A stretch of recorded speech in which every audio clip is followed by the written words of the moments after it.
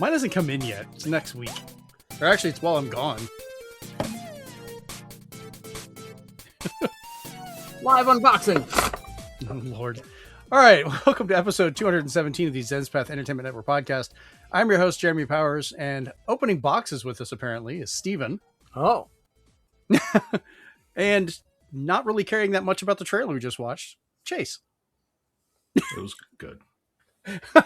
Right before the show, the Spider-Man Noir trailer dropped, so we stopped to watch that really fast, and it was just kind of funny. Steven and I are talking about it, and Chase is just like, it was a trailer, yes, very. It was like I'm so excited, and I can't wait to see it.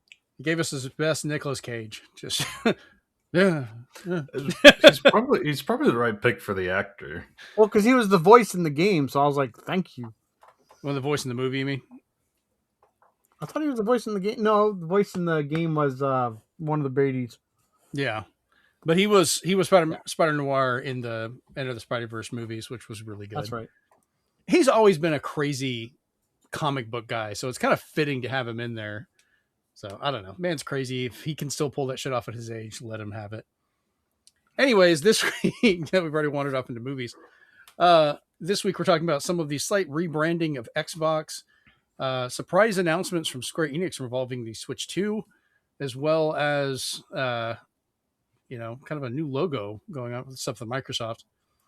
But anyways, before we get into that, let's jump into what we've been doing, because two of us missed last week. I was the only one here, so I have to figure out what you guys are doing. That was an awkward show, by the way. Apologize for everybody had to deal with that, but I said fuck it, and I was doing it anyways. So I got it done. Steven, what you been doing?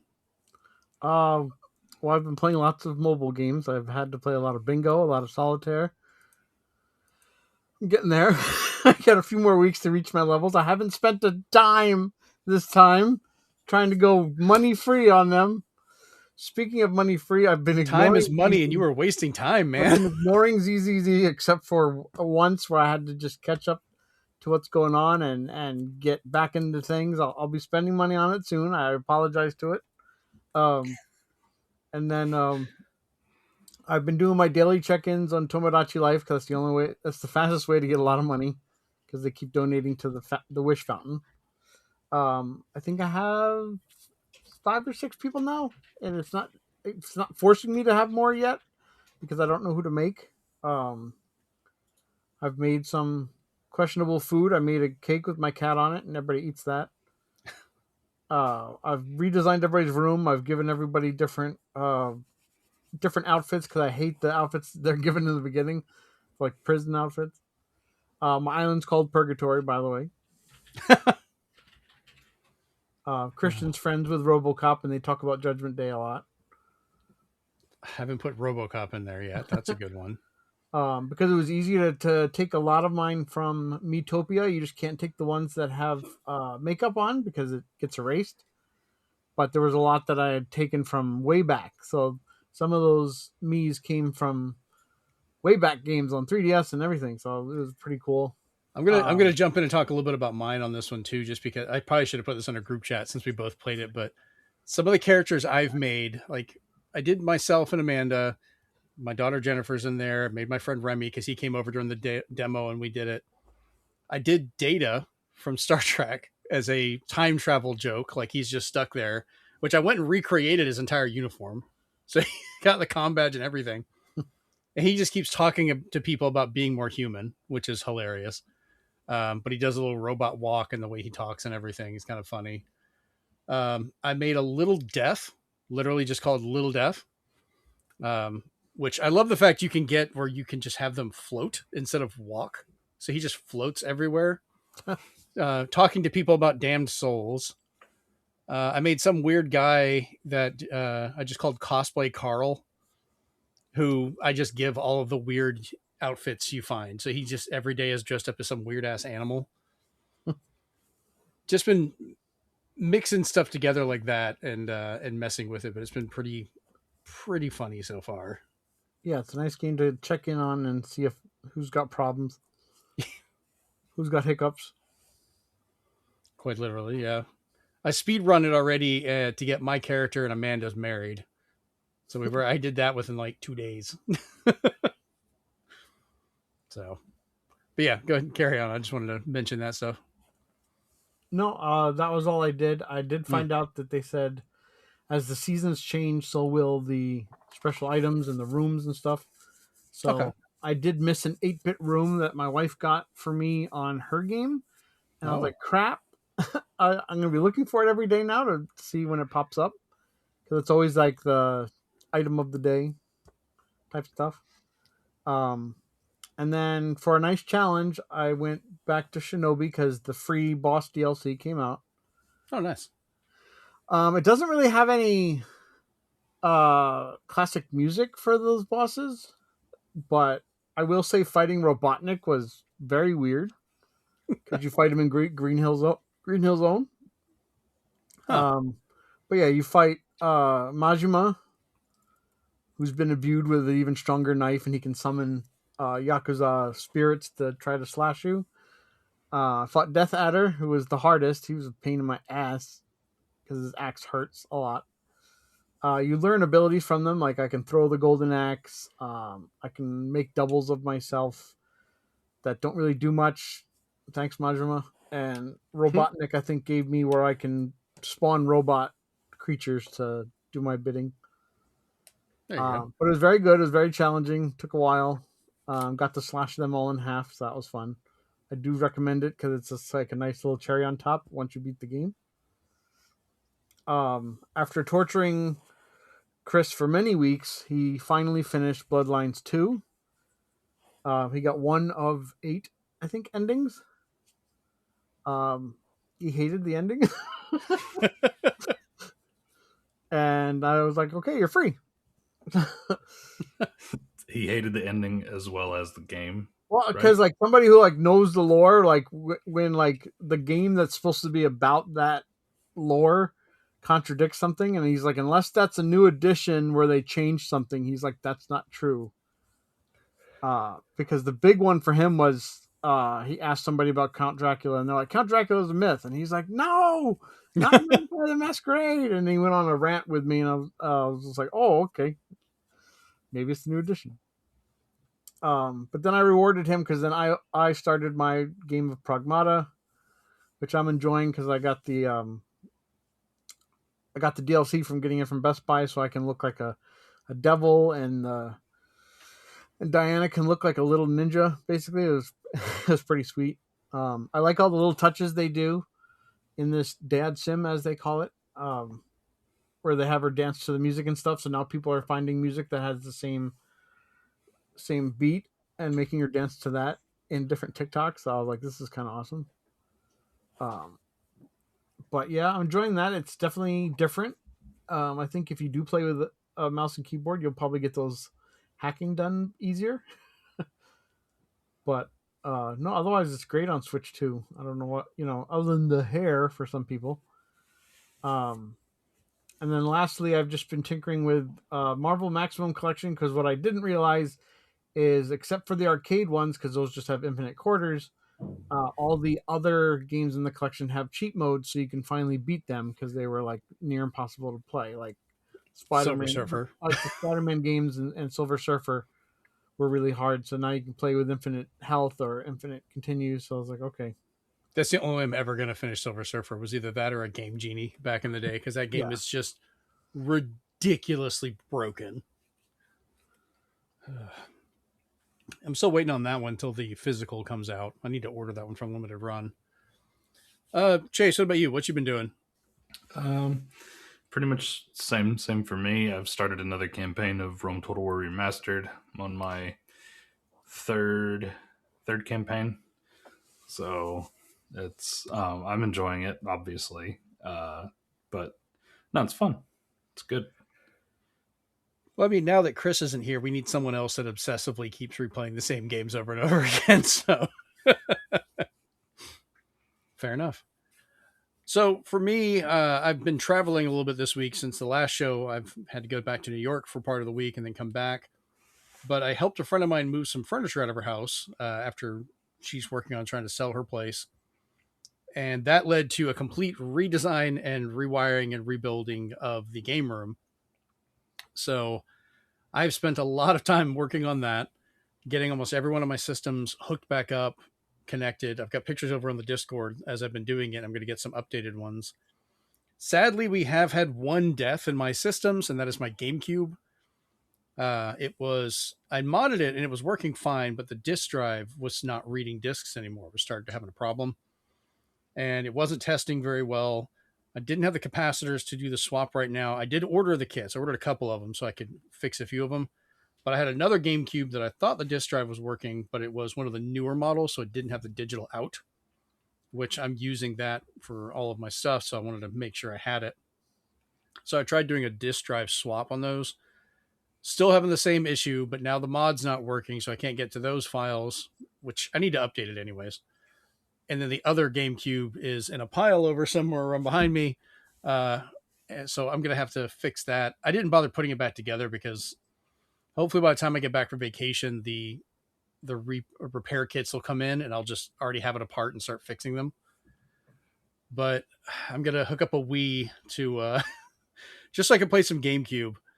The biggest push for this is we had one of the guys in the Discord that I'm supposed to be playing through TMNT to eventually guest on his podcast. And I've been trying to find time to do it. I found the GameCube disc, but since it wasn't copied to my modded system, I couldn't play it. And the disk drive wasn't reading it. So then I finally found it while I was in New York on PlayStation 2. And I have that working and I can play it. But I always forget how rough PS2 games look because they're an interlace. It never smooths out quite right. So it's playable, but it's jarring. Not every game looked great on that thing. So I played through the first few levels and I was like, no, I really want to see my GameCube running so I could try it. And that's what led to me trying to fix it, which led to the other issues. But hopefully that'll be fixed by the next time we're on here. Or I'll just move over and get the Wii hooked up so I can play my GameCube for a bit. Beyond that, I've also, like I said, talked about Tomodachi Life Living the Dream, which my little town is called Zenspath. Shocking, I know. And then I've also been playing Pragmata, which I started playing that while I was flying. That's a lot of fun playing it. Like, it does play just fine on the Switch too. People, I know we're talking about like, oh, it's not looking as good or playing as well. It's fine. I've had no problems with it whatsoever. Like, yeah, it doesn't have all the overwhelming reflections, and the hair is slightly different. But I was like, even then, it still 60, looks fine. Yes, it does. So I was like, I'm running fine. It tries. There's parts where it doesn't, but whatever. I think that's when it gets really crazy. Yeah, I mean, I've been playing. I play old systems all the time, so a not constant frame rate is pretty damn normal for me. I think the only thing that's a little backwards about it, and this is something, Steven, you would never even know because you'd never turn this on, is they have the motion controls on the left hand instead of the right. And it's weird. Because I'm used to every other game, like Resident Evil, Requiem, and stuff like that. When you go to aim, you'll pull the left trigger, and then you can use your right hand to kind of adjust your aim while you're moving the reticle. But they make you do that with the left hand on the Switch too, and I'm like, this feels so wrong. Like I keep trying to move the wrong hand to readjust my aim. So it's an odd choice by them, especially both being from Capcom. You think they'd be on the same page for that. Like, wait, so you're not aiming with left trigger and firing with right trigger? You do, but when you have, I like to use motion aiming for that fine tune aiming for stuff. But instead of moving the right hand like you usually do for like Requiem and a bunch of other titles for that fine tuning, especially for sniping and things, it's the left hand, which is just so ass backwards to every other game. That's why I said you would never know this happened because you'd never turn it on. I'm using the right analog stick. I might have no problem.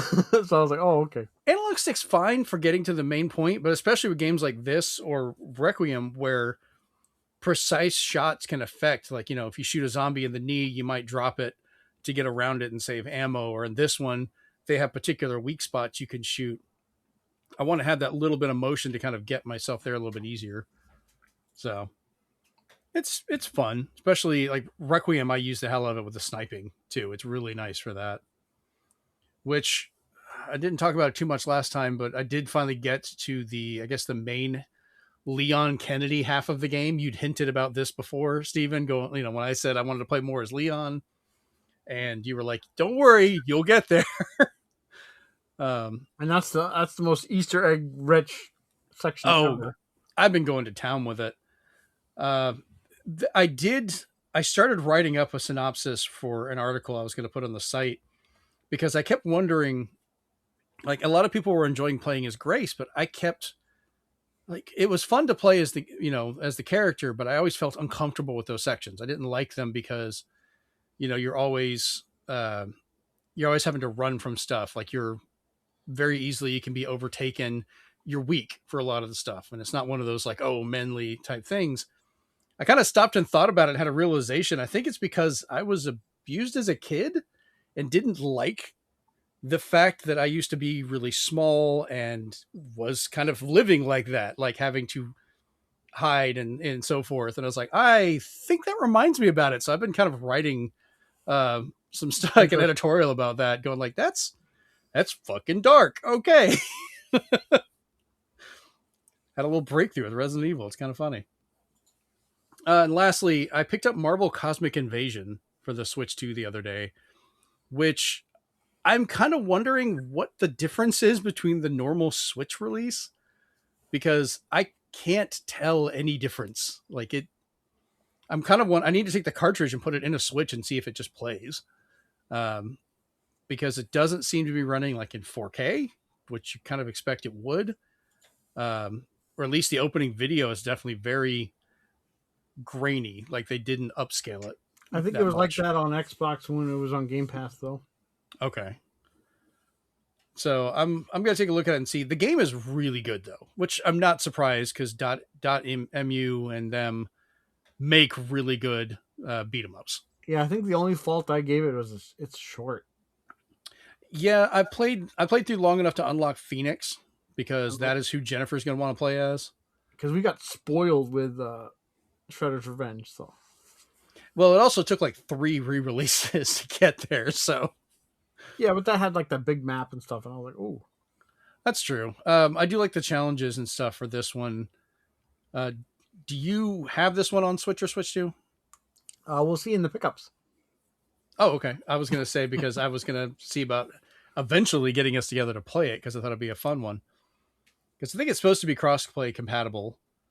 So that's one, if you ended up picking it up, Chase, you could join us as well just for just beat them up for the heck of it. Or if we just get a Switch 2, we could just talk while we play. Eventual for Switch 2, because as soon as Fire Emblem has a release date, he's got countdown. Pretty much. I mean, get a hold of it now while you can, because when that game gets announced and releases, it'll probably sell almost not that many extras. They won't make any extras. That's the problem. Good point. All right, so let's go over to the group chat.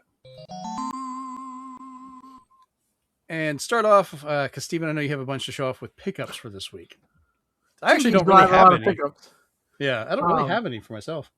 So part of my, instead of what you've been doing, what I've been buying, I've been very meticulous, but I've been getting stuff off of Temu.com. Yes, that Temu.com. Oh, God. The cell phone games of shopping stores.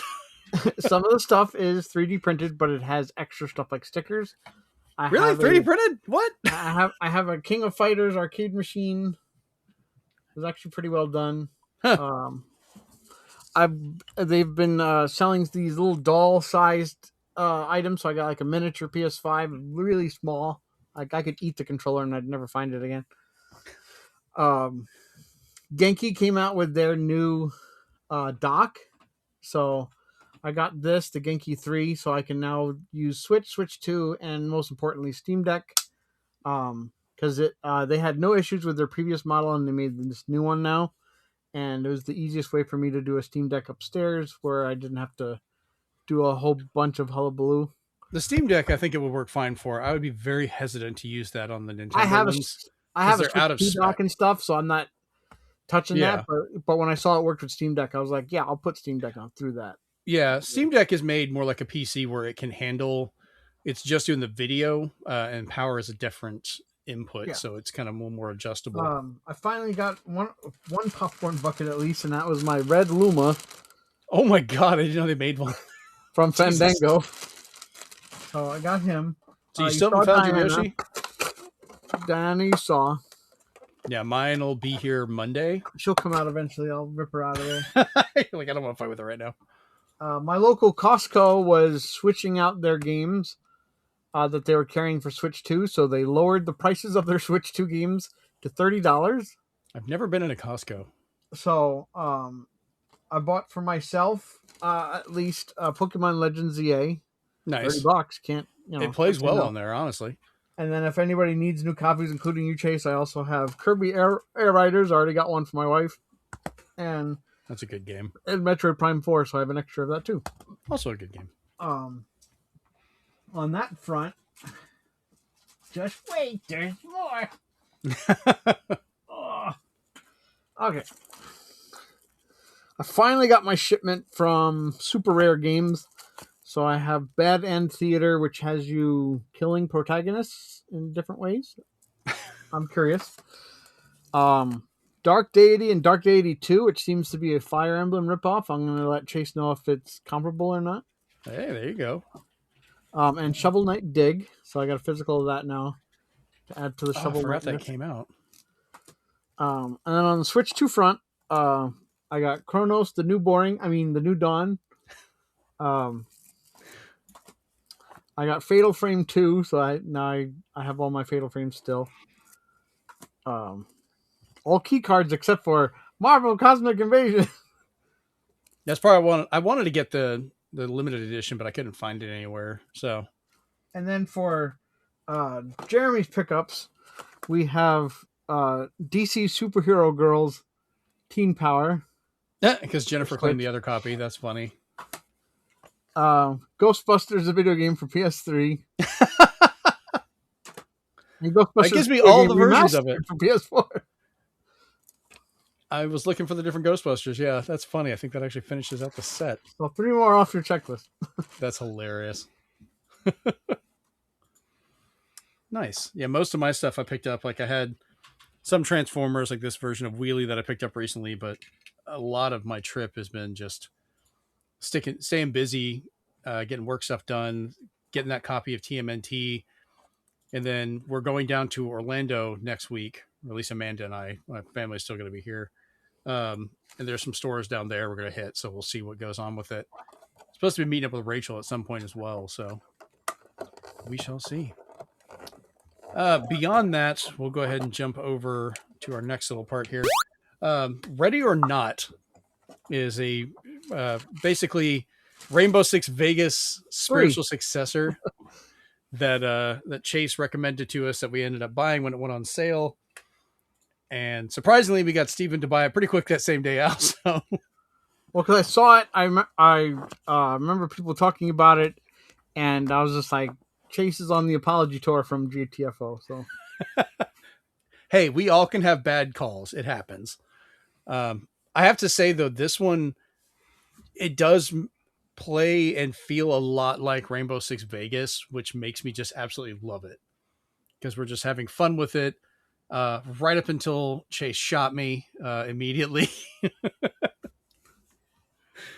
So since you got us to pick this one up, Chase, why don't you talk about it a little bit? Yeah, I mean, so Swan's the one that mentioned it to me a while back, and I was looking at it and I was like, oh yeah, this actually does look interesting.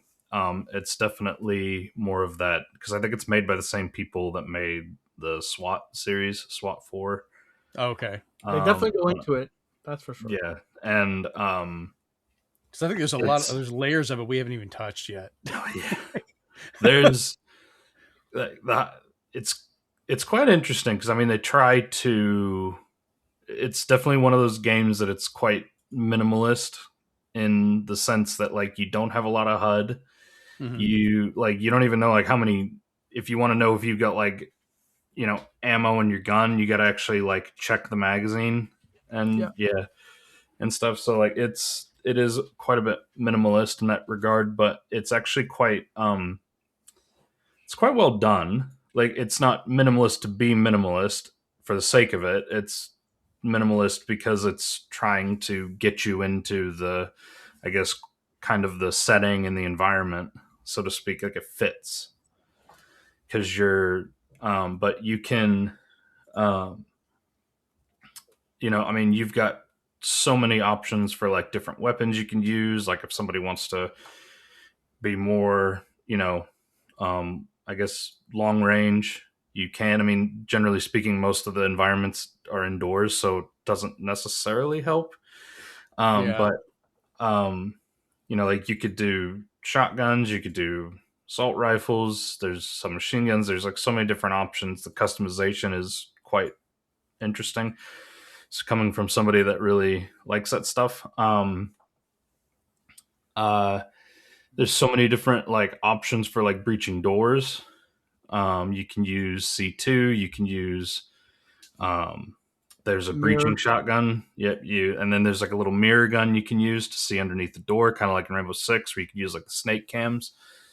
So yeah, it definitely almost like give these people like the Rainbow Six license, Ubisoft, because these guys could do something with it. Yeah, and thankfully, very un-Ubisoft of them, like you was talking about the guns, everything's there from the start. Yeah. That was nice. There's the DLC is for more levels, which bring it on. Which we did buy the deluxe edition for all of us, so Yeah. we do have the extra maps because we were like, if we're gonna do this, let's just dive in and have Well, all like the it's already content we half can price, explore. and I get more maps. I was like, okay, Right. But that was very refreshing to just be like, oh, here's everything right off the bat. My only caveat was like, why did I find out towards the end that I could have switched? I thought we were stuck with those weird assault rifles the whole time. I'm like, I wish this had more guns. And then Chanel was just like, hey, have you used this gun yet? And I was just like, what do you mean this gun yet? There's an L and R to go with more guns. I was running around trying to one-man army a bunch of the times. Y'all were trying to figure out what to do. And was like, I'm going to go in this way and just start shooting everybody.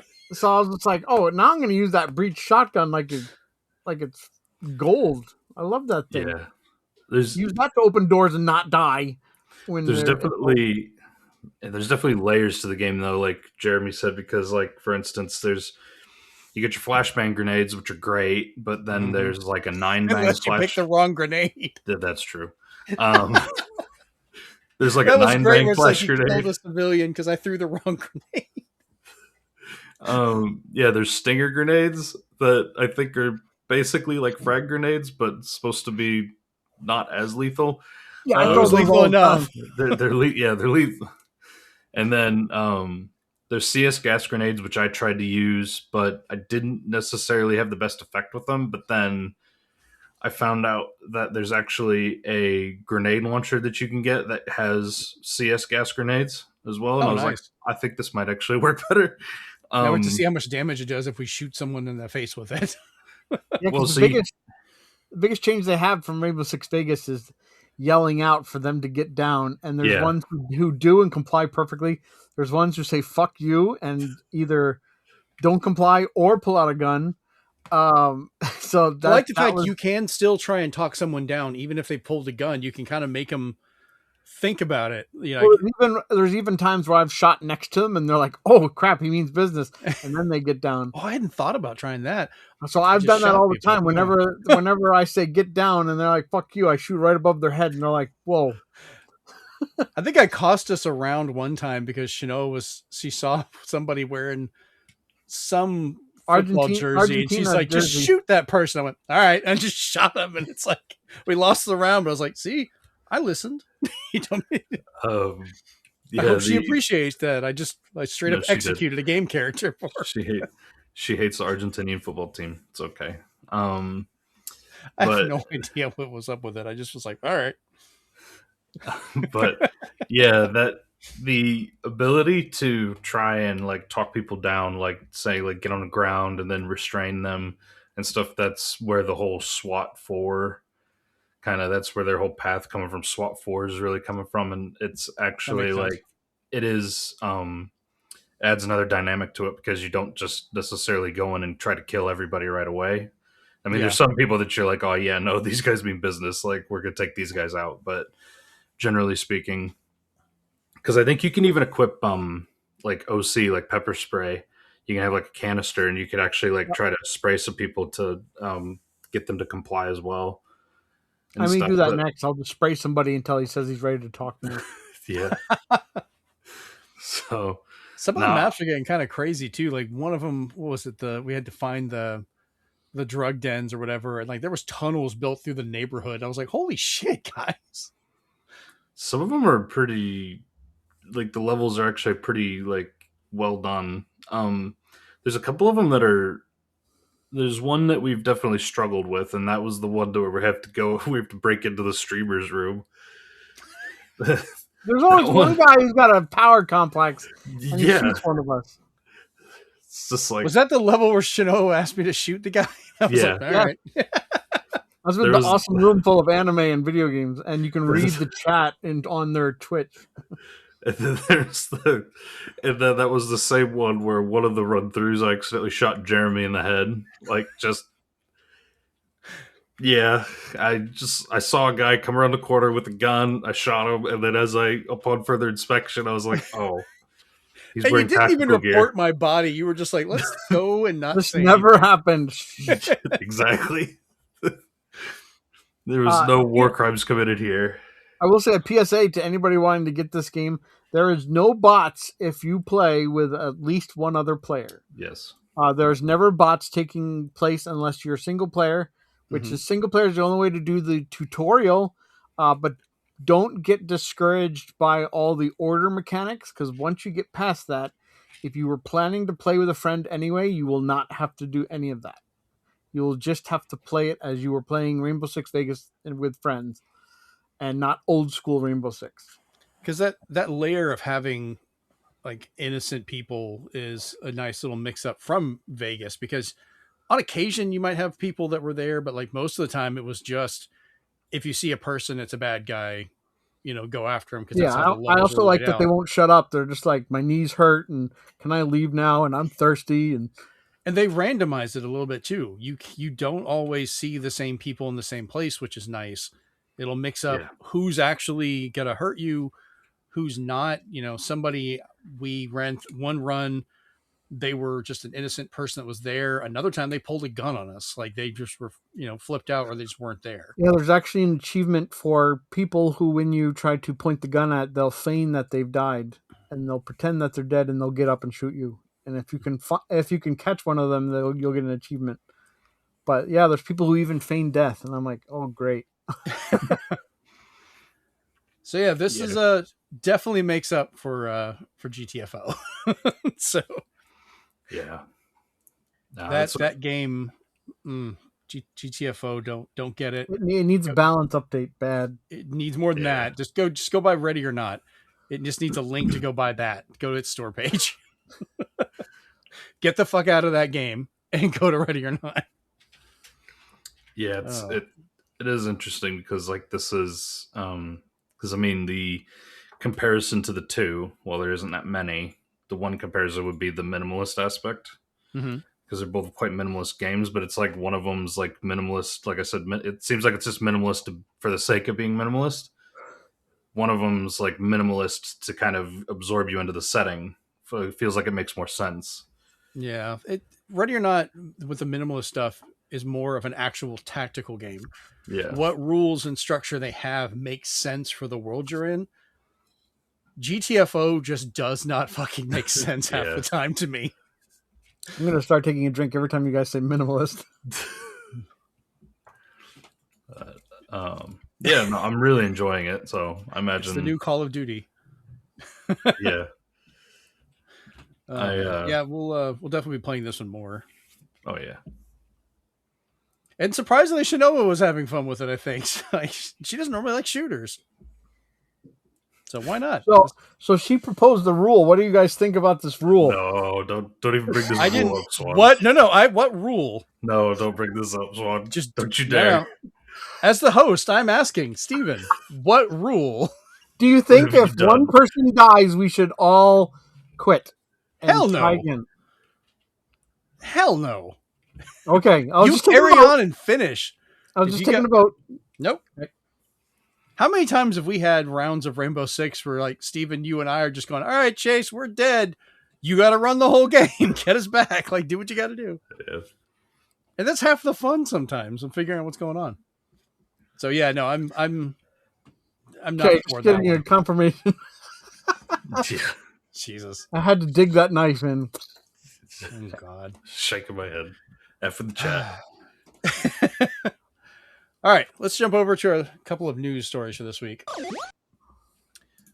So first off, we had big changes are happening over at Xbox under the new CEO, Asha Sharma, with her We Can Change initiative that she dropped on the company. Basically, this is two main things that are happening. First off, Game Pass prices have actually seen some changes down instead of up. So Ultimate is dropping to $22.99 a month from $29.99 a month. So it's not a giant change, but it's down, which is nice to finally hear after everything seems to have gone up recently. PC Game Pass dropped to $13.99 a month from $16.49. The biggest change with this is Call of Duty will no longer be available day and date with Game Pass. Existing titles will remain available, but new titles will be added with about a year delay. I guess they were seeing people that were just getting Game Pass temporarily just to play Call of Duty for a little bit, and then they would just drop off and stop using it. And it was affecting the sales of Call of Duty, which is normally a lot stronger. So now they're just going to let that just kind of go. If you want Call of Duty day one, you just go buy Call of Duty. I also blame Black Ops 7. Black Ops 7 was a mistake. Like, they did so good with Black Ops 6. I enjoy it. I still like playing it. They took their time and actually worked on it. And then they just rushed 7 out, and it is a fucking mess. But for anybody who's saying it's back to normal, keep in mind that 6 months ago it wasn't that price either. It's still a 30% hike, but at least it's not a 50% hike. Correct. Leaks have also shown a possible Xbox Game Pass Starter Edition that is bundled with Discord Nitro and includes access to over 50 games from the Game Pass library, as well as 10 hours a month of Xbox cloud gaming streaming, which is just a weird choice to only have 10 hours a month of that. Have any of us actually tried the streaming stuff? Like, no, I think my wife has Discord Nitro, so I might ask her if it's up there. I have Discord Nitro. I use it for our Discord server, so I can add some of the stuff so we get bigger, like higher quality pictures and larger downloads and stuff like that on there. Okay. So I pay for that. It's about $10 a month. I'm curious what this Game Pass Starter Edition, if they do it, how much more will end up being, and what extras you get, if it would be worth more for me to do that than normal Discord Nitro, So who knows?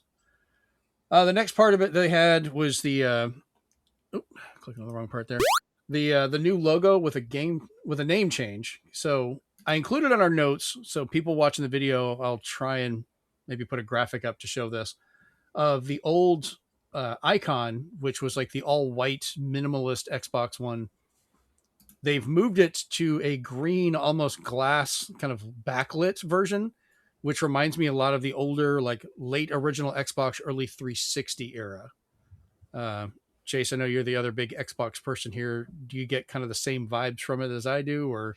Yeah, I mean, I think it's a better look. It's definitely a better change. Mm-hmm. But I don't necessarily get vibes from the original logo, just because the original logo, the X was the green part.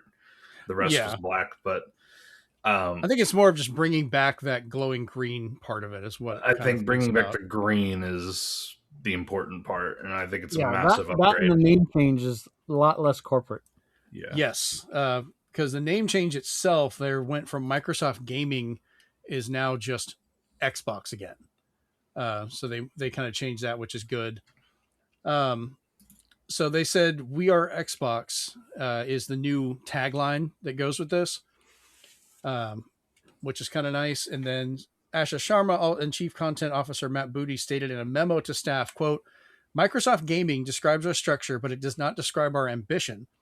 So we are going back to where we started and changing our team's name.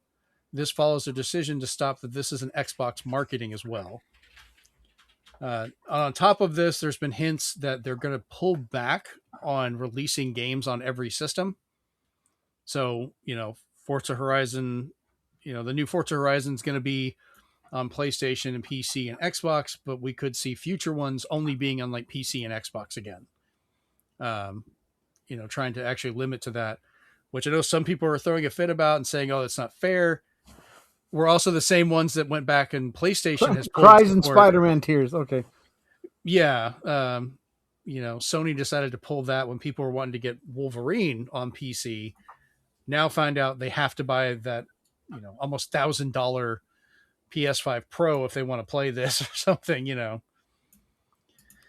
I had my reservations because of where she was coming from and her experience, but maybe that's just what they needed, was somebody who's just like, why aren't we just doing gaming the way we should be instead of making it all corporate? So I was like, so far so good. You've done a lot in a few months that Phil never did in years. So yeah. So I guess you've kind of answered that one, but I'll ask you, Chase, like, do any of these changes give you any hope for the future of how Xbox is going? Or do you see any potential that maybe they can turn some shit around instead of just kind of gutting it out to everybody else? I mean, time will tell. Like, do I have hope? Not really at the moment, just because of, like, I mean, it's one of these things where, like, they've kind of, just the way they've kind of done things, it's kind of hit, I think for a lot of people it's hit rock bottom, and you have to do a lot of things to start building that trust and that hope back up for a lot of people. And sure. So they're saying the right things. It's just whether they do the right things. I mean, they are doing some right things, like lowering the Game Pass price again. That's huge. Yeah, it's not where it was, but down is always better than up. It's the first streaming product to go down now. Yeah. No shit. I think it was a smart move on getting rid of Call of Duty day and date, because the people who want to play Call of Duty, they're going to buy Call of Duty anyway. And so, yeah, I think that's... She does have one more big job she needs to do, and that is fucking fix Halo Studios, please. Yeah, there you go. Because they recently announced that they're working on a Halo extraction shooter, and that was after they canceled the Battle Royale version. And I was like, somebody get Asher Sharma to go in there and be like, just make Halo. Stop trying to reinvent the wheel for all these genres that are not Halo. We don't want to see an extraction shooter for Halo. We do not want to see Halo Battle Royale mode. Fun experiments in different types of shooters as you go. Like ODST and Reach had absolutely fantastic modes where it was just like a group of people against waves of enemies coming in. And I absolutely loved those. Where you're just trying to stay alive as long as you can. Gears had versions of that as well. Bring those back. But yeah, we need an actual new Halo title other than just remakes and stuff, which would be good. And do not hire back Marty McDonald.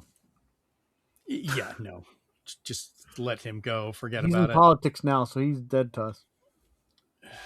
Yeah, he's not going great in his politics either. For me, I'm of the same thing, Chase, of they're saying the right things and trying to move in that direction. But we also had a very long time of Phil kind of bullshitting us by saying the right things and then turning around and never doing them. So it's not, I know it wasn't her making these decisions, but I have a hard time believing Xbox at their word right now because Phil burned it so bad for so long. Yeah, and I mean, to be fair, like, she could say everything that she wants. If Microsoft corporate turns around and says, "Nah, you need to do this," then what's she gonna do? So and that might have been what happened with Phil, but it kind of felt like he just kind of let it go. Like he just didn't care for a while. Yeah, like I think he was caught between a rock and a hard place, and I think for most people, like, give credit where credit's due. I think he stuck it out longer than most people would have. Because I think most people, when a lot of this stuff would have been happening, would have just said, "You know what, I'm out of here because I don't want my name tied to this." And Phil wrote it for as long as he could. And I don't think he left on his own terms. I think he got. I think he finally got sick of it and just said, like, "You know what, I'm out of here." I don't know that he got booted. I think what we're going to learn is, especially once we get to this, some other news we have, is that some of these CEOs were pretty horrible people when it came to knowing the brand. Yeah. Yeah. So, yeah, I think we all agree. It sounds good. It's a nice couple of changes. will they continue that? That's going to be what really matters. I haven't heard the AI word yet from her, so far so good. That's true. That is very true. And we're supposed to be having a big Xbox event here, in the next month or so? Month or two? June, yeah. Because that's when they're doing the E-Day big thing. That's Chase right. not missing that for the world. Oh, yeah. I've already got that. I've got that day off work. I'm going to be watching that live. We already did, because I can't wait for New Gears. This week was full of indies, though, because they did Second Wind, which used to be Yahtzee and some other website. They rebranded, but they did a thing with 90 indie games they showed off.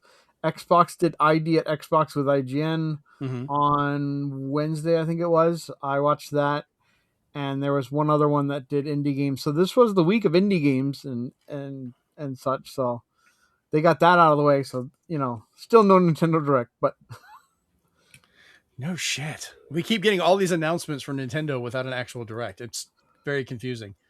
So let's talk about one of those announcements that Square decided to drop. So Final Fantasy XIV Fan Fest keynote was filled with a bunch of surprises, including a Switch 2 release is coming out. Square Enix CEO Takashi Kiryu announced that the Final Fantasy XIV is coming to Switch 2 in August with a free month-long early access test leading up to the launch.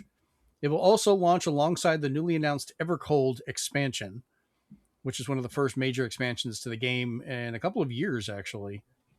Yeah, they're also doing a raid with Evangelion, of all people. Oh, God. Just go fight God. The catch, though, for this is that you can have one subscription work for PC, Mac, Xbox, and PlayStation as long as you have paid for each license, which is basically buying the copy of the game. And then as long as you're paying for the subscription, that'll work between all of them. There's some weird catches between some of the versions, like on Xbox, where they make you have to do a certain one on PC through their website, but you can make it work. I was doing the subscription between my computer and my Xbox, and it played just fine. But the Switch 2 version, for whatever reason, requires a separate subscription, like completely separate. Even if you're paying for the other one, you have to pay for a separate one to play it on Switch 2. Now, they did state it will have full cross progression, is still there. So whatever you've done on the other versions will carry over to your Switch 2 and vice versa. All content up to Dawn Trail 7.5 will be included. So, if you don't have the most up-to-date stuff, this could be a way to get that. Switch 2 players will get a 50% subscription discount if they also hold a subscription for any other system. And a Nintendo Switch Online plan is not required to play, which is good. But it's still really weird. Like, why do we have to pay a whole separate subscription just for Nintendo to play this? And I'm also wondering, are either of my kids going to end up getting this? Because they both have Switch 2s. They both play Final Fantasy XIV a lot. Junior will probably do it. It also runs at 30. Oh, really? Yes. Didn't know that. Yeah. Apparently there was also Nintendo would not let them show it on the big screen, which is why they were showing trailers on their big screen and everything, but they could only show it running on the Switch 2 in a handheld. They couldn't dock it, which... And if you looked closely, they were using a USB Ethernet adapter. That makes sense, yeah. Hooked up to it. Well, probably, for interference and everything else. It's still... Nintendo has gotten kind of in their weird stage, but not the good weird. This is the first in the West. It's going to be MMO from Nintendo, because they had Dragon Quest X over there forever. Mm-hmm. That was on the Wii U, I think. The Wii and the Wii U. On the Wii U, it's been on the Switch. I don't know if it got a Switch 2 upgrade, but they've been doing that one for a while. So now we're finally getting one here. So I was like, I wonder what's different that they had to do a separate subscription. I don't know. I was going to Dragon ask Quest you guys, didn't need it across the board, so I was like, I don't know. Yeah, I wanted to ask you guys, I think we've all seen the cycle with Nintendo over the years where they're doing really good, which starts making them make really weird decisions, which drives down people wanting to mess with their stuff. They get to their low points. They make really good choices people like, and then you get the Switch or Switch 2, these incredible sales, and they're starting to go back to the weird choices in a bad way. It's every company It's the does it. cycle. It's Yeah. cyclical. It's when you're riding high, you think you can do no wrong. Then you start to make some more questionable decisions that you wouldn't make when you were at your low point. Then people get pissed with you, and then your sales go down, and then you're at your low point, and so then you have to do the right things in order to get back up. Xbox is in this right now. So Xbox is at the Sony's low on their point, way. and like Xbox is at their low point, and we're hearing them say the right things, and we're seeing them do some of the right things. So we'll see how it goes. And then Sony's been riding high because PlayStation 4 was good for them, and then now they're making questionable decisions. They didn't have a good week this week. Well, no, they didn't have a good week, but that's what I mean, though. They're riding high from the PS4, and then they're just making like fairly questionable decisions right now. It's like the tried and true cycle. This game doesn't run very well. I don't want to play it. This is probably the worst one ever. It's now the best selling one in the series. Oops. Yeah, I'm wondering, do you think we're going to actually find out, like either from a leak or eventually? I don't think they'll say it directly, but somebody might kind of let loose why Nintendo is requiring this, because I know we've heard before when these situations happen, like everyone will blame Nintendo for it and then find out it's, Square has got part of it or some particular deal when it they comes wanted. to subscriptions, I don't blame the system yet unless they say something. Because I don't, I blame more maybe their side if they're rushing things to get this out this year in August. So it's more like I'll wait to find out what happened. I'll never play this game. I collect them, but I don't play them. Final Fantasy 14 was fun. I have a hard time. Like I'll go in spurts of when I can actually sit down and play it, and I enjoy it. I was having fun exploring it. I run around and play the game with my kids, but I would let my time lapse, and I then come back every couple of months and I'll buy a month or two and then play it for a little bit. And I'm not hardcore into where I'm in it all the time. I have way too many games to play.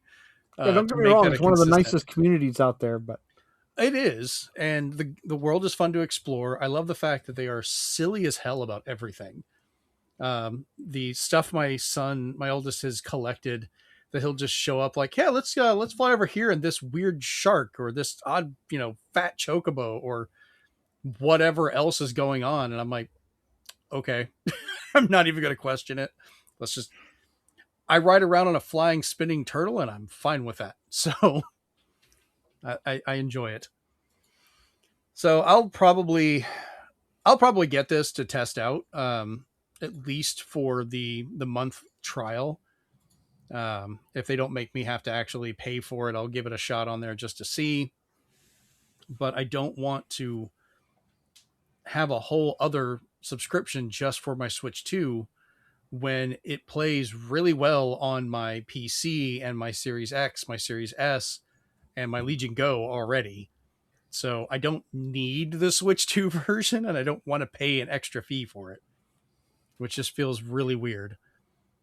So I hope they, and I don't think they're going to, but I would kind of hope they would discount the game itself. Like if you already own it for one or more other systems, discount it or give it for free if they're making me pay a subscription. Just let me have the game, Hasn't it always been free now?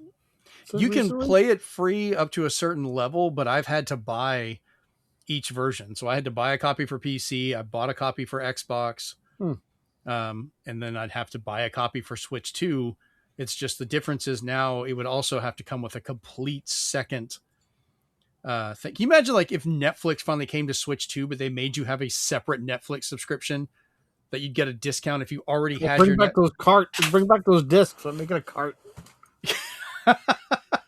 I still have those for the Wii and the PS3. That's great. It's such a weird choice. Like I'm happy to see it coming to Switch 2, but I'm so confused by it. Like it's just no. All right, let's jump over to the speed run. Well, Steven hinted at this a little bit earlier, but ex-Sony Computer Entertainment Worldwide Studios president, that's a lot to say, Shuhei Yoshida, came out publicly to state that former CEO of Sony Interactive Entertainment, Jim Ryan, everybody loves Jim, fired him around the PlayStation 5 launch. He stated, quote, Jim Ryan wanted to remove me from first party because I didn't listen to him. He asked to do some ridiculous things, and I said no. So while he would not publicly state or go into exact details, many speculate this was the initial push for the PlayStation games as a service initiative, which has led to many layoffs, studio closures, canceled games, and a severe drop in output from Sony.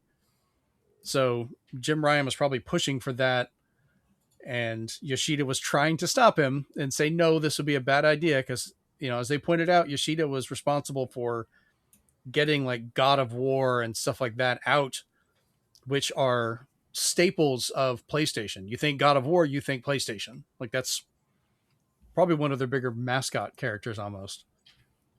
And they just cut him loose because of it. Because good old Jim, everything he touched died. Jim Ryan, more like Jim dying.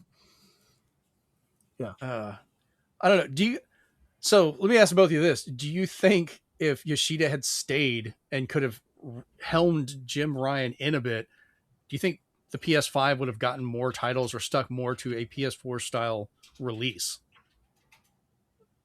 Chase, you're just like, I still think he would have been frustrated. Yeah. They would have just said no. And like I was saying, when they were having a bad week, this news came out, and just in the last 24 hours, a bug went out to PS5 and PS4 owners that accidentally and unintentionally, Sony says, put DRM on all the digital games bought from yesterday to now. That gave you a 30-day limit where you have to check the internet every 30 days to make sure you can play your games. Some people were playing games like Control and such, and they were getting that their licenses had expired and getting worried. And Sony's like, it was a bug. We didn't mean to do that. We were trying to fix an exploit, and somebody broke something. I was like, well, that's the one person you should have fired, and they probably did. But that person broke something, and it unintentionally gave DRM to all the digital games from here on out. Not the past ones. Your past ones are fine, but your new ones were now had a countdown timer on it when you checked the details. So I was like, yeah, you're not having a good week. I'd read something about that. I didn't put it on here because it was still kind of back and forth on how intentional it was. But yeah, no, that's not a good thing. Sony came forward and they said it was unintentional and it was a bug. We shall see. Because some people were getting it, some people were not. So it was very inconsistent. So people are like, what's going on? Yeah, it's one of those things like it might have legit happened to a few people, but then you have others reporting, oh, it happened to me because they want to spread it because it sounds bad instead of actual information of what's going on. And yeah, because the first news of it came from a person who does rage bait. Mm-hmm. So he was probably worried that if he reported on it that he'd be crying wolf. And that's kind of what happened until other people came forward. So. Yeah, because some people were putting up screenshots and showing it like from more trusted stuff. You're like, okay, so it is happening in some form. And I wanted to wait and see how it turned out. Next up, as the RAM shortages continue to spike the cost of console and PC development, Steam has decided to launch the upcoming Steam controller first, as the Steam machine is being held back. Komodo Station, the official distributor of hardware for Valve in most of East Asia, put up a page with details, then quickly took it down, which seems to point towards it being released apart from the hardware. Other leaks have also pointed out the cost of this controller will be $100 by itself. So are you guys still thinking of getting one of these? It's only $25 more than PS5 controllers, which are already kind of expensive. And it's the same price as my Resident Evil controller. So it doesn't sound that bad right now. It's the world we live in. For those listening to the audio version, Chase gave 2 thumbs up because he forgets not everyone can see us. Easter egg. I was waiting for you guys to finish talking. I won't interrupt. Yeah. He has everything ready on the fly. Go for it, Chase. What do you think? I'll get one. I've been waiting for it. So okay. I'm holding out. Every controller is over $100 here. So like, I don't even like blink twice at this stuff anymore. So if it's if it's 100 here, would it be what, like 150 for you, or? Probably the price of a PS5 Pro. Well, I mean, so a PS5 controller over here is 120, brand new. Holy shit! So I mean, yeah, the Steam controller is probably going to be in that between that 120 to 200, so probably in like the 150s, 170s range. Because if you took straight conversion, it'd be like 156, 160. Okay. So I looked at it a couple ways because I was like, $100 is a lot to ask for a controller, and I've got some expensive ass controllers. But I'm hoping with this one, if it is very well made, because it's got the two touchpads and a lot of the other functions, basically like the two halves of a Steam Deck into a controller. So as a controller for my PC, it would be great. But I need to know, like, how long are the sticks going to last? Like, how repairable is it? Valve is really good about the Steam Deck that you can work on it fairly easily if you know what you're doing. So I'm hoping that carries over to the controller's design. And I don't mind paying a bit extra for something that is worth it in the long run. I like playing PC games with an Xbox controller, Series X one specifically. So if this can potentially replace that and be comfortable to use and everything, I'll consider it, and I might end up picking one up. I'm still on the fence about the Steam machine itself. Especially now that the Legion Go 2 costs $3,000. Yeah. Their VR headset I'm considering, because it's supposed to be a standalone and that could be fun, but that's going to be really expensive. But I don't think I need a Steam machine because, I mean, my computer's right here. I could technically just run a splitter and run it through the wall to the other TV and play PC in there. You know how they'd convince me is they need to run Toxic Commando on a Steam machine. People should just study how your screenshots looked and then look at ours and be like, this should not be called minimal working. That is just, you should put it out of its misery. I should see if that thing is Steam Deck verified, because that's been the best part of Valve is when something is verified. It means it'll run comparably on it, and it means you can play it. It's playable. I'm opening up Steam right now because I want to find out. Chase, you talked about your part. Well, I'm looking this up because I'm curious. I was just going to say, when it comes to the Steam machine, Swan is the target audience for the Steam machine. Yeah, so that's a good point. Speaking of Toxic Commando, I mean, we got Ready or Not right now, but fuck, I keep thinking about Toxic that game. Commando's got to drop in price for that type of game. I want to play that game. I'll get it on my consoles, not on my Nintendo 64 PC. I think your Nintendo 64 would have a better time running Toxic Commando. Yeah, or maybe the new Polymega will have a better thing of running Toxic Commando. Steam Deck compatibility. Yellow exclamation point. Or it's an I for info. I'm sorry. It's some in-game text is small and may be difficult to read, but everything else for all functionality is accessible when using default controller configuration. The game shows Steam Deck controller icons. The game's default graphics configuration performs well on Steam Deck. Hey. So that Steam Deck's been like a workhorse for Swan. It's not a bad little system. For what it can do, it's surprisingly good, which is nice because the Steam machine being, I think they said 6 times as powerful. That's going to be a good setup for some people. I think graphically and power wise, it was being compared to like a PS5 Slim, but it probably wouldn't run as well because consoles are more specialized and more refined in what they're doing. They don't have overhead of an OS and stuff like that as much.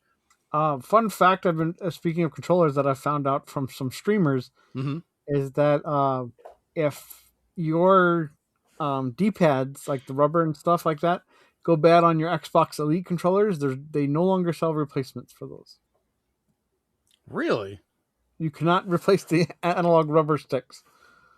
You either have to get those off-brand ones you put over yours, because when those wear down, they're like, we don't have them anymore. Interesting. I've been holding off hoping for a third generation. Like I wanted the Series X enhancements where it's like the actual capture button, the audio and everything with it. Because my Elite 2's been holding on for a while. So, all right, let's jump over to the big question for this week.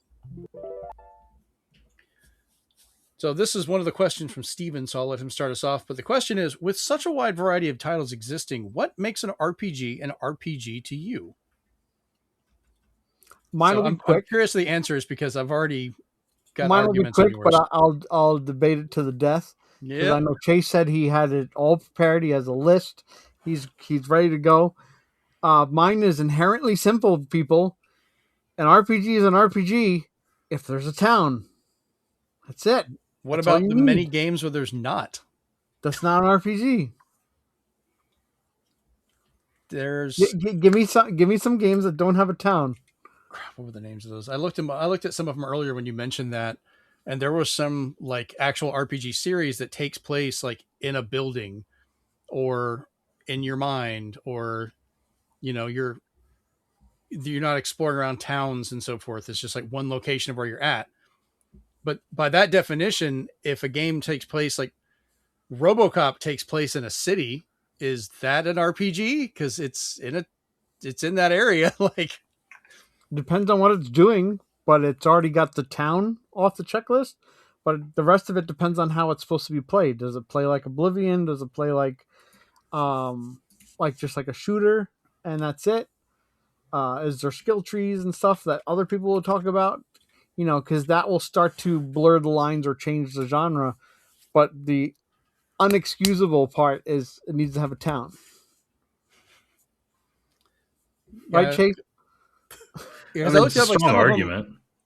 Well, like whatever this game, Tales of Legendia, only takes place on one ship. You're not even in a town, you're in a ship. That's the whole RPG is in that ship. I think Vagrant Story, yeah. I think I kind of get what Swan's saying, because that's like being facetious. Yeah, no, I mean I get it, because like I think what to kind of in my mind when I hear him say town, I think more of like a hub location where you can come back to, because like in every RPG that I've ever played, especially with Shanoa, because her and I play a lot of like co-op RPGs, and there's always some point where I've said like, oh yeah, are you ready to go back to town to turn in these quests? Or, oh yeah, we need to go back to town to get this, to go see the merchant, or, or go back to camp. That's the other one that sometimes you say is, like, I'm ready to go back to camp. Dragon's Dogma has one town. That's it, where you have to keep going back and doing everything. And to answer Jeremy's question, Tales of Legendia has Where 'Tis Beacon, which is the town, where you have inns, shops, people to talk to. It's got a town. Just because it's on the lower deck of a ship, it's still a town. Yeah, I mean, Pokemon ZA that you have is technically an RPG that is only in one city, because you can't leave the boundaries of the city. Yeah, and it's got shops and everything, so it's already got the town. It's integrated. Cool. I like some of the other examples. Some people gave Symphony of the Night, because you're just in Castle Dracula, and that's it. Like, you never actually leave it, but it has all the other stuff. Not an RPG. Well, we'll go into mine then, because part of my answer for that is the fact of level progression. You have XP, you build up your character, you can level up, gain abilities. You can customize your character, not just like in a graphical style, but like actual assigning different weapons and armor and things like that, because you're role playing those things. Kind of falls into a lot of the stuff like for D&D is like the earlier one I think of for a lot of that. Does it need to have both of those, or one or the other, or what? I would probably lean towards it needs to have both. Okay, which I know. I'm going to say just the first one, then Double Dragon on NES has right where you unlock new moves. And I think this is why, because you asked this question on the notes you'd made a couple weeks ago, and I could not wrap my brain around it, because the way it was asked, I immediately was like, but it's such a generic term of just going, what makes what is an RPG? And I'm like, there's so many different things of what it could be. Because even Symphony of the Night is a terrible example, because it's also, to make it easier, just like everybody's top 10 list, I'm not the be all end all. But but if since everybody else is wrong, that's why I'm right. But anyway, motherfucker. That's why we say to you, because to you, you might just brush off a game that doesn't have your requirement, because then Right. it's not an RPG to you. That might be something that you inherently enjoy, because some of the RPGs you've played throughout your years had, and you had the most fun or had the most memories going through. A lot of, since I'm old school, where the 80s is, I don't know, fucking 4 decades ago, uh, because of that, I see as all my games from Final Fantasy to Lunar, to all the PS1 RPGs to the Mhm. Super Nintendo RPGs, they all had towns. They had to have towns. Like, towns were essential to these games, and while some of them are trying to buck the trend, it's still my comfort is it's an RPG if it's got towns, so I'll play it then. I think part of mine is just, like I said, genres for that have become so diluted, and I don't mean that in a bad way. It's just they've wandered outside the cookie cutter design that a lot of RPGs, like, you'd think RPG back when we were kids, and it was either like D&D or very much Final Fantasy or Ultima or things like that really fit into a particular thing. Because another one that I would almost treat as an RPG, but I don't even really know if it would fit, because it doesn't actually even fit my level progression, and that is Shadowgate, which feels very much to me like an RPG, but you're having to try and explore and survive, but you're not leveling up. You're kind of customizing because you're finding things and using what you have in the environment to try and solve the puzzles. But Yeah, it's also kind of a puzzle game. Like, it's such a weird those I mix. consider like point and click or adventure games, because either there's death or there's not death, but Right. those are meant to tell a story, and the items are more MacGuffins, saying like, well, once you get this to go with this and use it on this, it'll work every time. Mm-hmm. And there is no randomness to that. It is scripted in a specific way. I love Shadowgate. I love using Sword on Self, and he's like, well, you've met a terrible fate and stuff like that. A game that allows you to even do stuff like that is already awesome. But yeah. All So right, I think, Chase, you got your big. yeah, we've delayed as long as we can. Chase has been doing his homework on the bus to turn it in, so it's up to you, man. It's what 10 pages, double You space. could have had me go first. I had my answer. So for me, I mean, like, I'm not gonna necessarily take it entirely literally, but you know, the obviously RPG stands for role playing game, and so to me, I think there is a somewhat of a importance that in an RPG Mm-hmm. you have to play.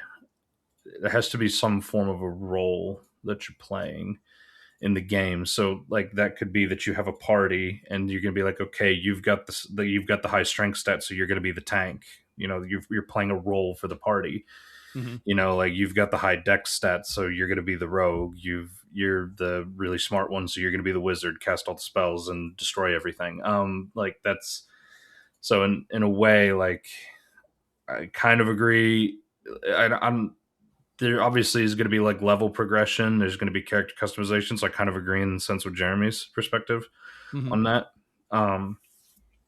Obviously like how because even games where you don't have a party, Oblivion, Skyrim, a lot Zelda. of that. Yeah, but particularly Oblivion and Skyrim, you're still gearing up your character to play a role. Either you want to play like you want to be like the high melee guy who's just going to run in and bash things and not really worry about spells, or you're gonna be the guy that's like super squishy but like the glass cannon who could cast spells and just annihilate everything. But if he even gets like sneezed on, he's just dead. So I think there is some degree of an importance to you playing a role, so to speak, in that regard for me. So to you, your character needs to have a role. Yeah, I think so. Which, I that's mean, even important. inherently would still make sense for, like you said, Oblivion or Skyrim. Like, you are serving a role in the story as either, the person trying to save the kingdom, or, whatever part of it to close the gates or whatever else. Like, you have a function in that story. I like to be careful with that though, because I don't want necessarily, because if you take role playing too literally, then you could Pac-Man. then you could say like, oh, like Mario's an RPG because you're playing a role as the plumber that saves the princess. It's like, well, They were no, pretty clear about that when they named it Mario RPG. Like yeah, they were pretty clear on when the time they dove into RPGs. yeah, but it's just so you kind of have to be slightly careful about taking that name too literally, but I do think that there's some importance to the role aspect. So Okay. that's mine. Like I said, it was an interesting discussion. It was taking me time to kind of wrap my thought process around the question. Because I think I was just kind of looking at it kind of analytically and I just couldn't get it quite there. So I figured I'd at least give it a shot this time. But yeah, it's not too bad answer wise for I think that. Steven, did you have anything else you want to add for this? Or since it was your question, did you have any other points you wanted to ask about? Or No, just that a town is crucial, and there is no counter argument to that. You always need a town, otherwise it's null and void. No, but seriously, again, that's just my opinion, and that's how I was raised on RPGs. So that is the cream in my coffee. That is the sugar in my cereal. Where I was just like, I need that, and if I don't have that, it just doesn't feel right. It feels off. so And would we both as annoying as this going to say to in front of Jeremy again, it's like playing Resident Evil in first person. It's not natural. So, which is funny, it was originally designed to be that way. But So anyway, would we both consider, I guess all three of us, Zelda 2, The Adventures of Link as an RPG? yeah, it's got town. And it has level progression and you can customize, and it has a role for the Link to Good play. RPG. It sucks walls, but Yeah. Terrible. We agree on that, game. yes. it's like Majora's Mask. It's trash. All right, motherfucker. It's not an RPG. It's a But good you know, game. it brings up because I had other ones I'd like to discuss with you guys in the future too. Another one was, exception to the rule in some genres, especially games like Soulsborne games and Metroidvanias. Because I had a discussion with Chris the other day that I would say there's a new birth of genres coming out now where you have to categorize them now a certain way, because you have Metroidvanias, you have cozy games, you have Soulsborne. So I'd love to go down that rabbit hole and be like, what's the exception to the rule that made you either like or hate these type of things? See, I would have the take, I think we're over applying genres to a lot of these. It's almost like with music where it's like, oh, I like this band and they kind of fit into a particular genre, but then you get those people that want to break it down to like even more subdivides and mixing, and it's like, okay, you're making it really difficult to actually explain what this is because you're just kind of saying it's a hodgepodge of all this stuff, and it's not always, Yeah, you and kind of need to have a genre to fit it in will there. sometimes help you describe it to somebody else, like it's a blah blah blah and blah blah blah had a baby. Yeah. But there's some stuff that's unavoidable because stuff like Tomodachi Life and Animal Crossing, those for me are cozy genres. Yeah. Because they don't fit in anything else I'm thinking of, per se. They don't seem to kind of fit the mold. And like, especially with games like Silk Song and such, I consider those in the Metroidvania because those have the maps, the specific people you go to, certain save points. Like, Silk Song and stuff is definitely a Metroidvania. It fits those the are rules those of are that. too hard to also put in a different genre. So it's a nice rabbit hole to go down. I would argue Silk Song, I think, just goes very well into a Metroidvania. Like, it's all the poster childs for that. Yeah, because Tomodachi Life, I kind of treat it like a funnier Sims. It's a life simulator where you're just kind of, it's weird and wacky, but it's kind of the Sims 2, like you're messing with them and living their lives. All right, before we go off on a second big question this week. Nope, wrong one. Oh Good no! job. Yeah, I fixed it. Whatever. Jinkies. Twice. Yeah, twice this time.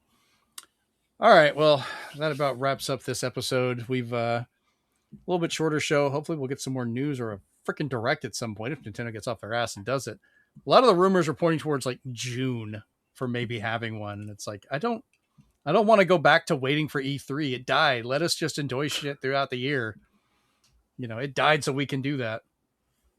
But if you're enjoying the show, you're watching the video version of this, you can find the audio version wherever you find your podcasts by searching for Zenspath Entertainment Network. If you're listening to the audio version, you want to watch the video of us to see our lovely faces as we talk, you can go over to youtube.com/ZenspathCom. All of this you can also find over at Zenspath.com, where all the links to the audio as well as the video versions, shorts, and everything else are there, plus any articles that we write and put up. Beyond that, you can find us over on our Discord, which is also over at Zenspath.com. And from there, you can talk to us pretty consistently. We've got a few people that talk to us all the time on there, ask us questions, and we'll start using those on the show a little bit as well to try and answer. But yeah, beyond that, if you're watching the video version, leave us a thumbs up, subscribe, send it to people. It helps us out a lot. Leave us comments, answer your thoughts on the big question this week of what you feel an RPG is, or what makes it an RPG. And how right I am. And how I was still shocked. I thought Chase was going to make the joke of a rocket-propelled grenade, and he did not. So good on you, Chase. It's growth. And then if you're for the audio version, leave us a review wherever you listen to your podcast. We don't always see those reviews, so feel free to join our Discord and let us know there where you left those reviews. We can take a look at them and see those and thank you for them, or just read the ones you don't like us. I don't know, whatever. It's a free country. Say what you want. All right. Well, I've been your host, Jeremy Powers, joined once again by Steven and Chase. This has been episode 217, and we're out. Peace. Minimalist. This has been a production of the Zenspath Entertainment Network podcast by the staff at Zenspath.com. The show is created and edited by Jeremy Powers. You can find the video edition of the show on our YouTube channel at ZenspathCom. The audio edition is located wherever you find your podcasts. Links to all versions of the show, as well as to our Discord where you can talk with us directly, is located at www.zenspath.com. Please leave us a like, thumbs up, comment, and review where you can to help us grow.